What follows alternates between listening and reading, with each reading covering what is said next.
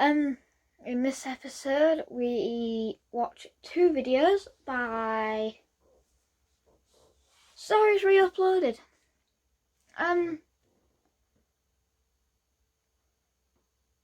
wasn't expecting what was in these videos, because again, I've never watched these videos that I watched today, so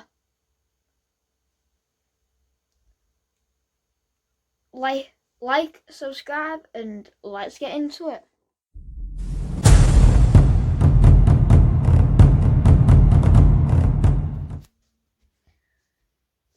Hello, and welcome to another video. I'm reacting to Stories Re-Uploaded again. This one is called I Catfished to Get a Boyfriend. I won't recommend doing this because it's not true. You're just lying to everyone. Let's get into it.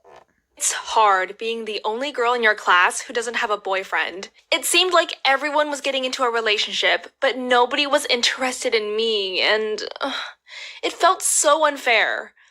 Courtney, my best friend, was always telling me not to worry, that I'd find someone soon enough, but it was easy for her to say. She'd been going out with Aaron for 5 months, and they were totally in love. And that was the other problem. Courtney was spending so much time with Aaron that we didn't get to hang out as much anymore, and I really missed her. Sure, we still texted each other lots, but it wasn't the same as when we used to spend all our spare time together. Everywhere I looked were couples having fun together. Ugh, it was all so depressing. But then everything changed when Becky, the head cheerleader, broke up with her boyfriend Ryan. Suddenly, I wasn't the only single one in our group. Becky and I had never been all that close, but we started hanging out together. And although she wouldn't tell me the details of why she broke up with Ryan, she said boys couldn't be trusted and she'd rather be friends with someone like me, someone she could tell anything. The thing was, I really liked Ryan. I'd always thought he was cute, but he never seemed to notice me. And now that I was friends with Becky, he started talking to me, but all he ever wanted to know was how she was doing. That's what gave me the idea to set up a fake account for Becky. I thought that if I could talk to Ryan as Becky, maybe I could get him to realize that I would be better for him. I set up a Gmail account and sent Ryan an email. I told him that I was still mad at him and didn't want to talk to him at school, but maybe we could sort things out over writing. As soon as I sent the email, I felt sick to my stomach. What if he didn't believe it was Becky? What if he figured out it was me? But then, Ryan replied, telling me how sorry he was for cheating on me, and when I read his email, I felt a bit guilty. He clearly loved Becky, and he was telling me things that he never would have told me if he knew who I really was. At the same time, I loved that he'd written to me. This was something special, just between the two of us. I knew that I'd eventually persuade Ryan to ask me out, and then I could stop pretending. I wrote back straight away, and we started exchanging emails. I spent every spare moment composing messages, choosing exactly the right words to push him in my direction. Everything was working just how I planned. Ryan seemed to get the message and started asking about the real me, and whether I thought I'd say yes if he asked me out. At last, it was time to put the final part of my plan into action. I told Ryan to ask me out. Sure enough, later that day, he came up to me in school and asked if I wanted to go to the diner with him. Of course, I said yes. I couldn't believe it. I thought my dreams had come true. But the problem was that they were a nightmare. When I went to the diner, Becky was there, and so was the rest of our class. It turned out that Ryan had realized who I was in the first email and told Becky. The pair of them had been writing the emails together to set me up. Everyone laughed at me. Not only did I look stupid, nobody wanted to be friends with me anymore. Not Becky, and not even Courtney. Ryan and Becky started dating. And that's why you don't catfish and fake your identity. There's 10 seconds left. I don't really think I want to watch it, but let's do it anyway. Again, but nobody would even think about dating the girl who pretended to be someone else. I wish I'd never sent those stupid emails.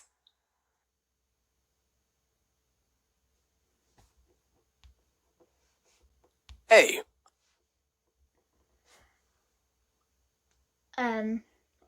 Okay. We're also going to be watching another one by the same channel called I Have 4 Wives at 17. This is probably going to be as weird as the last one, but I'm Muhammad, and I am from Saudi Arabia. Growing up, I saw many rich men in our city having multiple wives. According to our religion, a man is allowed to marry up to 4 women. And back when I was 13 years old, girls were the only thing on my mind. Luckily, my father is a high-ranking general in the military. He makes a good salary, and I knew I could easily afford to have 4 women. I chose my first wife when I was 14. She was beautiful and 4 years older than me. We were a happy couple, but I never told her I wanted a second, a third, and even 4th wife. Had she known about it, she would have never married me. So you can imagine how angry she got when one day I brought home a new girl and introduced her as my second wife. I had married her the day before without telling anyone. But it's not easy to live with 2 wives. They constantly argue and scream at each other. My first wife is the worst. She is always in a bad mood, which is why I'm spending less and less time with her. When I told my father I wanted a 3rd and 4th wife, he agreed, but I had to promise that someday I would carry out my duties and become a high-profile politician. He said I could even become the governor of our city, which is an extremely prestigious position that would guarantee me even more money and power than my father has. But all that is so far in the future, and all I could think about was finding my 3rd and 4th wife. Luckily, I succeeded, and today, we all live inside the same house. When people find out I have 4 wives, even though I'm only 17, they always congratulate me. And inside my school, I'm a living legend because most of my classmates have never even kissed a girl. I also already have 3 kids, and I'm planning to have at least 20 someday, because there's nothing more important than family. But it's not always easy to be a good husband. I'm supposed to divide my time equally among my wives, but how should I do that if I don't love them equally? When one of them starts complaining, I just leave the room and spend time with one of my other wives. So, do I recommend having multiple wives to others? Yes, but be careful. There are 2 types of women. One type that makes you happy, and one type that makes you miserable. So make sure you choose the right one. When I recently took my 4th wife on a vacation to Austria, my other wives went mad accusing me of treating them unfairly. But if they really loved me, wouldn't they want me to be happy?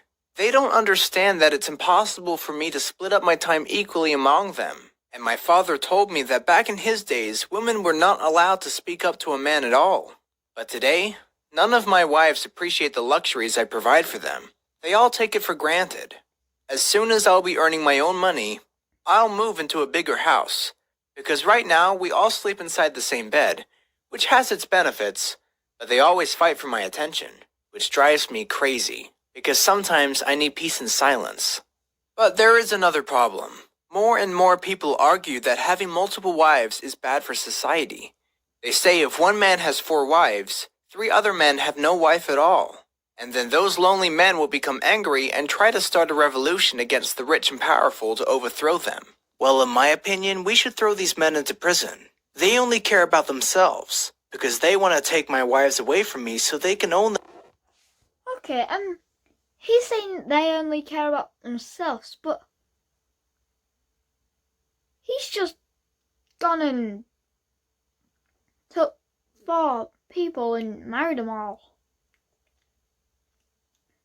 And then being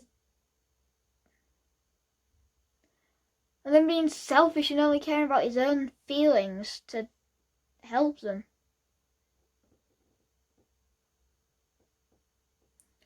What?